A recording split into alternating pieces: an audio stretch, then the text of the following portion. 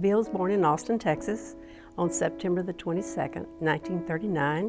When Bill was 15 years old, his family moved to a ranch in Burnett, Texas, where he attended high school. His reputation was that he was the smartest kid in high school. I was a junior in high school when I found myself in the same chemistry class with him. The teacher told us to pick partners for the labs. I liked to make good grades. I knew he was the smartest kid in school, so guess who I wanted as a partner? After class, I ran down the hall and I asked him if he'd be my partner, and he smiled and said yes. After we became partners in the labs, we started dating. We found that we had a lot in common.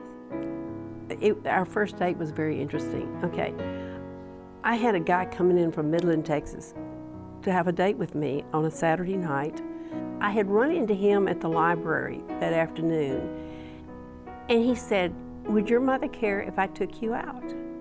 And I said, "Well, no, she wouldn't care." And so I didn't know he was asking me for a date. And so that Saturday night, he showed up before the other guy. And so I really liked him better, so I hurried and got ready and left with him and left the other guy high and dry. And he said, he told me later, he said, "If you had not gone out with me that night, I probably never would have asked you again because I was shy."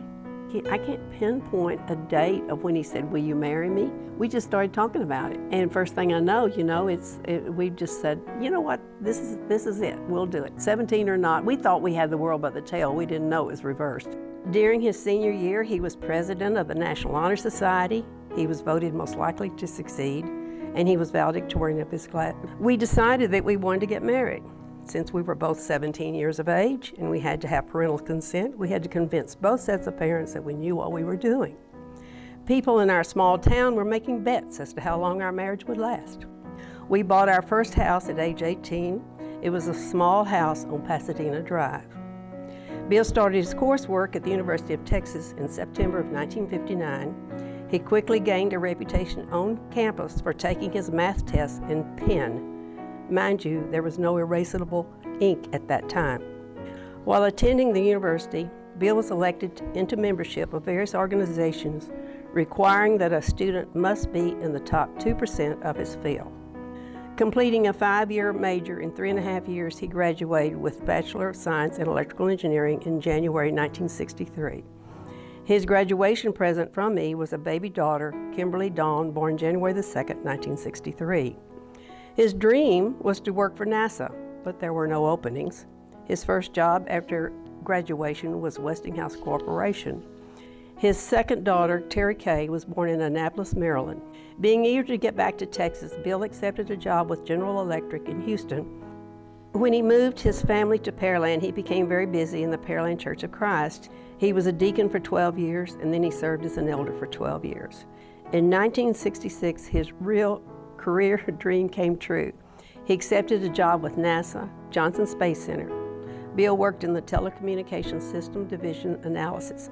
This organization was responsible for the communication between the spacecraft and Earth. It was also the one used to transmit voice television signals from the lunar surface in 1969. And he also wrote a book called A Study of Phase Demodulation Techniques for Space Communications Application. In addition to working for NASA, he was also asked to be a math professor at Alvin Community College from 1968 to 1970. Bill became a proud father for the third time in 1972 when his son Billy was born. He went on camping trips with him. He enrolled Billy in Indian Guides, and he became one of the leaders. After he received his real estate license in 1978 and broker's license from the University of Houston in 1980, he became a land developer. Bill loved to cook certain foods. No one could season foods as well as he could. He enjoyed hunting. He went through phases of playing golf and playing tennis. He was the personification of order and neatness. He was immaculate in his dress, his house, and his work. He felt that he was late if he was at least 30 minutes early to a function. In 2015, when Bill became a member here at Southeast, he continued his work with the Ronald McDonald Food Service and membership in the church small group. He was truly fulfilled in his worship service here at Southeast. He had utmost respect for the eldership who served this congregation.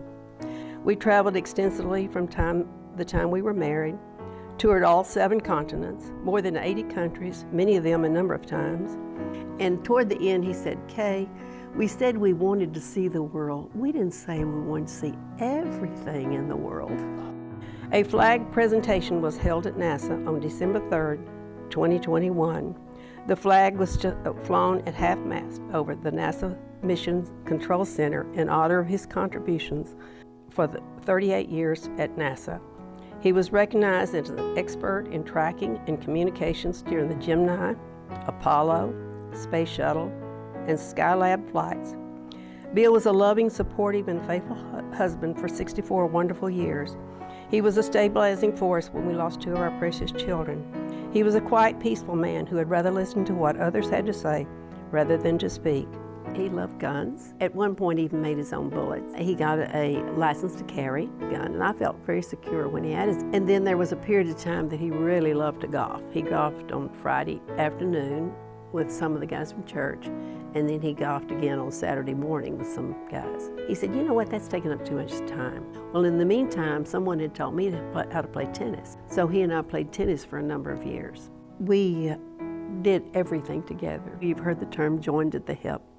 We were literally joined at the hip. A flag presentation was held at NASA on December 3rd, 2021. The flag was flown at half-mast over the NASA Mission Control Center in honor of his contributions for the 38 years at NASA.